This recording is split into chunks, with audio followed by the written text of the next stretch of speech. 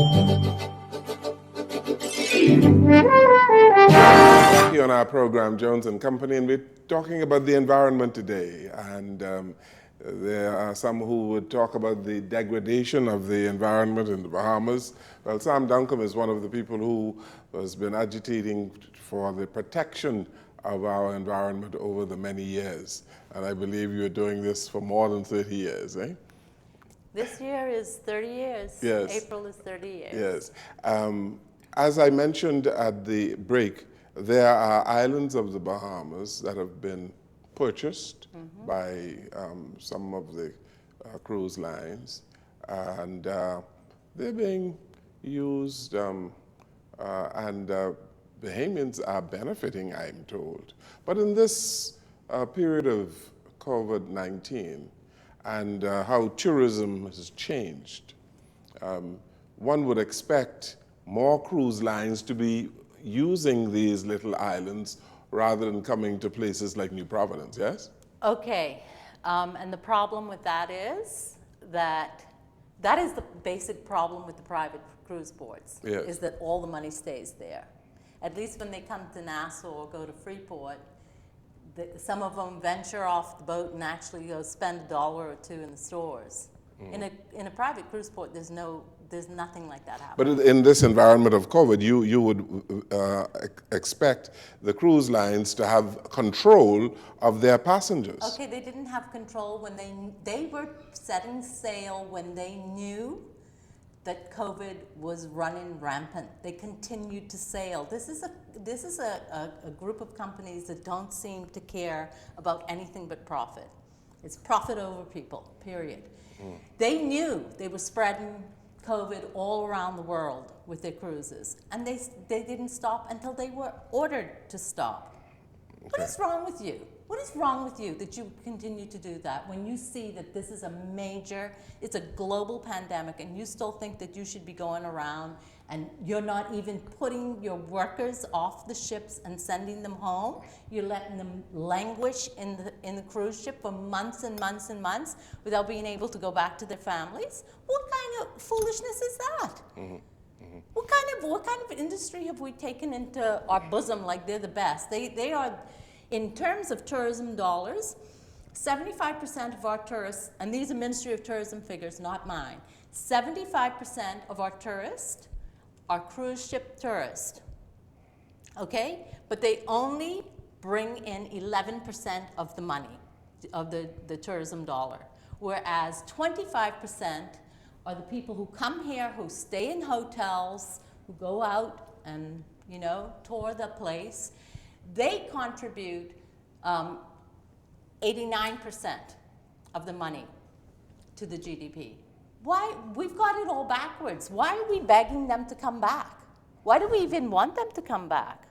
They don't. I get that there are jobs. This is one of the reasons why we called for an environmental impact assessment on the cruise industry in this country. Does it actually make sense to continue to allow these floating cities that dump in our waters, that create so much air pollution? One cruise ship one day produces as much sulfur dioxide as 1 million cars, okay? Is that being taken into consideration when you look at the fact they're burning the dirtiest fuel possible? That's going all over the place, contributing to climate change and global warming and sea level rise. Where's their responsibility to act like a corporation that has a stake in the planet's future? How would you have it, Sam Duncombe? They go to Little Stirrup Key. They've made they such go to a Half Moon Key. They have made a nightmare mess of Stirrup Key. Okay, it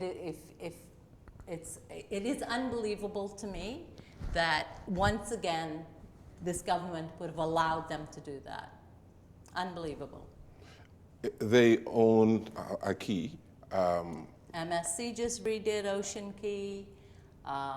There's like 7 different ones. There's Half Moon Key, right, where Carnival is. There's Princess Keys up the road. This is one of the things I said to Disney from the get-go. We already got a cruise ship 20 miles up the road. Why you don't go dock with them? Why are you going to degrade another area?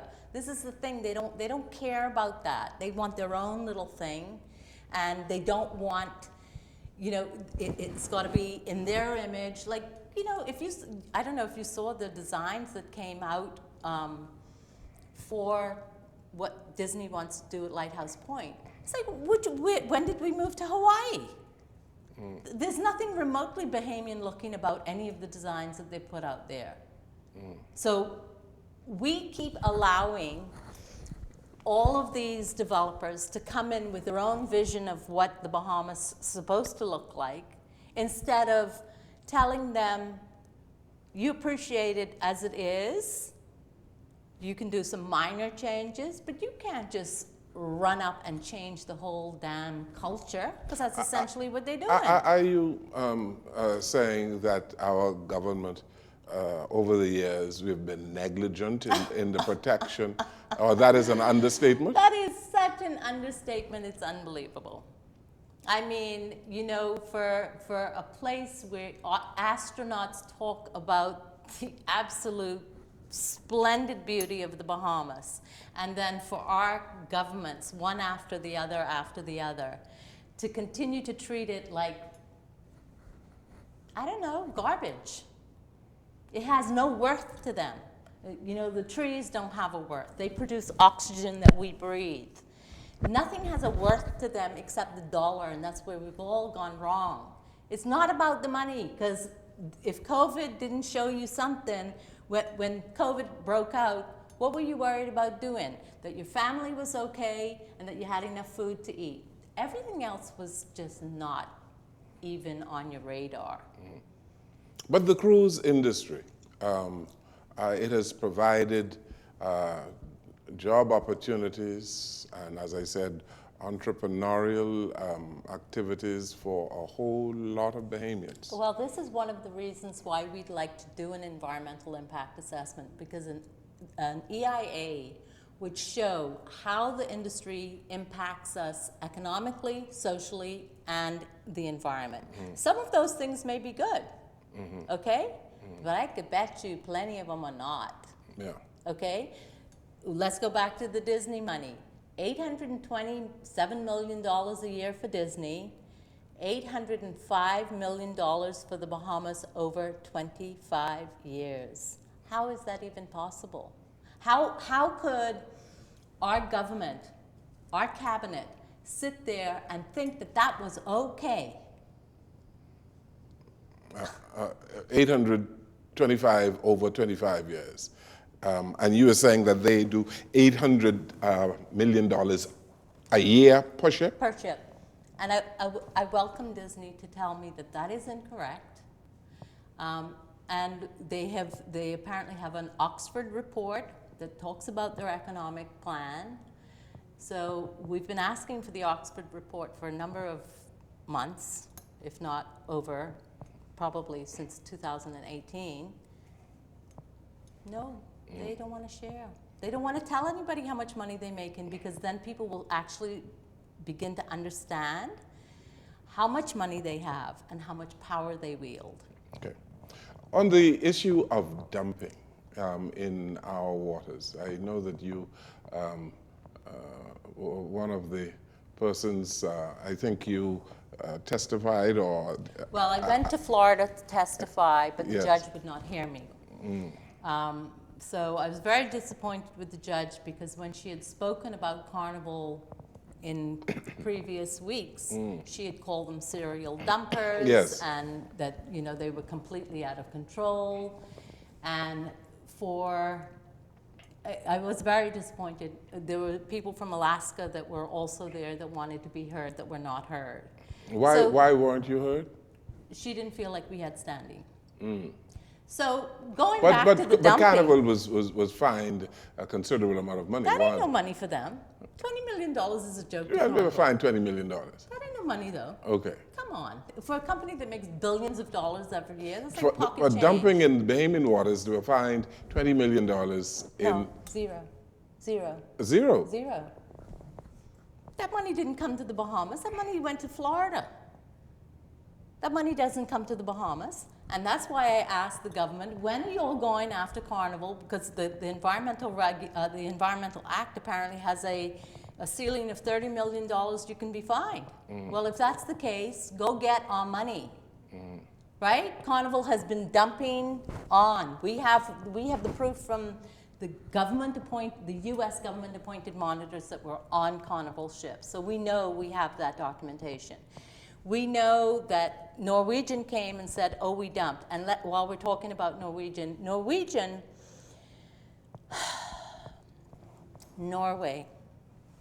likes to act like it's a very green company, except they export all of the pollution to everywhere else.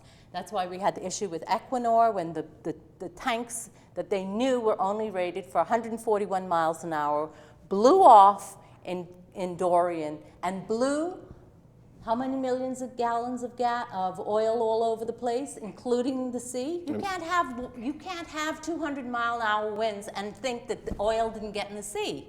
Mm-hmm. But it's completely saturated the forest, and they're still trying to clean it up. Yes. And Norway, very green. No, you're not green. Why you don't have 500 people in Grand Bahama cleaning that up right now? And what did the government of the Bahamas Man, the government only sitting there talking about, oh, we're working with Equinor. We don't want you to work with Equinor. We want you to find Equinor. Mm-hmm. Yeah. It happened. It is what it is. Find them. Yes. And they weren't fined. I haven't seen anything about it. And the environment has been basically destroyed. When you consider that oil is seeping into the water table, yes. And now I know that the water table was also impacted by the flooding, and let's not forget that part of Grand Bahama's water supply was hugely damaged when they went and put all those canals through it. I mean, they have probably hundreds of miles of canal in there. So when you dredge through, that's what we fought about Clifton with the finger canals. When you do that kind of stuff, you impact the water table. So Grand Bahama was one of the islands that had the most water because it has pine trees. So all the islands with pine trees, that's where our fresh water is. Okay. And seriously? So after Dorian, the oil spill, no fine, and the government is not saying anything to the Bahamian people. I haven't heard a thing. I mean, and certainly in the last little bit, I haven't heard anything I want to hear out of their mouths. Because essentially, they are further jeopardizing the future viability of this country. Because we have big, big issues coming down the pipeline that are just, it's like, it's not happening. But these new environmental laws can fix all of these things, Okay, yes? not fix, and it's certainly not with the regulations that were just passed. They're just far too, shall I say, pastel. We need laws and regulations that we can really use to protect our country. We're not trying to stop development. Any developer worth their salt would be happy to be working in such a beautiful country and doing every single thing that they could to protect it within their power, right? That's the kind of developer we need to be looking for, not these things that come here and do whatever they want. Yeah. So the inadequacy of what you saw can be fixed. Well, I mean, if they go through and finish tabling it, yes. It took us how many years to get here? I mean, the act was in the works for 20 years. It just got passed in 2019. The regulations have been in the works for 15 years. We're maybe just getting there. When do you think we can amend anything? And if the government came back and said, okay, well, we'll give you, in 3 months, we'll revisit and amend. I don't believe you. Well, perhaps you mightn't be able to do it, but I believe the public would be interested in what are those things that Re-Earth wanted to put into these regulations that are being ignored. Well, we will be putting out a statement that will be outlining what we wanted and what did not appear. so that people understand why we're so frustrated. Let me tell you, Wendell, when I was fighting LNG, I was able to go to Florida. I went to a Federal Energy Regulatory Commission meeting where they talked about AES doing the LNG plant here. And I was able to get on, and I was able to present at that meeting, okay? Nobody sort of had thought about the impacts to the Bahamas at that point, because all they were looking at is the energy coming to them, the gas coming to them, not worrying about what was going to happen in the Bahamas, right? Anyway, so I went, and in that process, I also went to the EPA, the Environmental Protection, what do they call EPA? Agency, and in Florida, and I was able to get on a list. I gave them my email, and every single document that went through AES or any of 12 different regulatory agencies, I was able to see.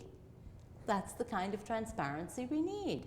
If we are going to really be conscious about developing in a respectful way to the planet which sustains us and to future generations and to ourselves, we need to be doing that. You want the government to be more accountable and more transparent on environmental issues. Yes. And for 30 years and more, the government has not been. No. Why haven't we seen the EIA for Disney yet? It's been with the Best Commission, or it was given to the government sometime, I want to say at least 8 months ago. Why don't we have that yet? So what, they're going to push it out, and then they're going to say, you have, whatever, however many weeks to review it and get back to us, and then they're going to do the same thing to us that they did with the regulations, say, we don't care. Disney should want to be communicating with us as a partner of the country. You may not always like what we say, but we care about our country, and we would like to think that Disney also cares about our country. So we would like to work with them.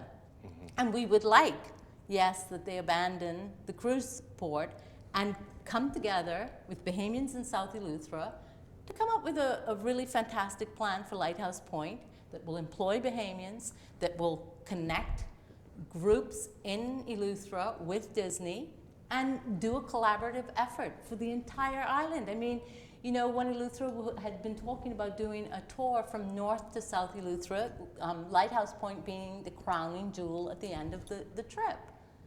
And, Eleuthera's perfect for it, because you start out with Preacher's Cave, and you go through and you have bed and breakfasts, you have different beautiful places to look at, natural spaces. You have the Leon Levy Preserve.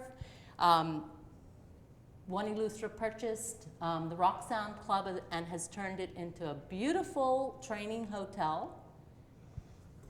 That's how we employ people. You are not necessarily, Rios is not necessarily against the development of Lighthouse Point, but it wants to have some orderly development of it. Is that what you're saying? I would like for Disney to rethink the cruise port. Okay. And think about doing, some of the things that we had talked about before, doing a research center, a small eco-lodge, some kind of training center. I mean, it's open to imagination, and they're supposed to be the Imagineers, except they keep doing the same old thing over and over again. And if these things were done as you are suggesting, even though they are going to be making hundreds of millions of dollars, you would be satisfied. I'm sorry, I didn't hear. I said, if these things are done as you are suggesting, even though they're going to be making $800 million a year. They won't be making that if they do what we're asking. Okay. Certainly not at that level, maybe. But Disney is a corporation that talks about family values, and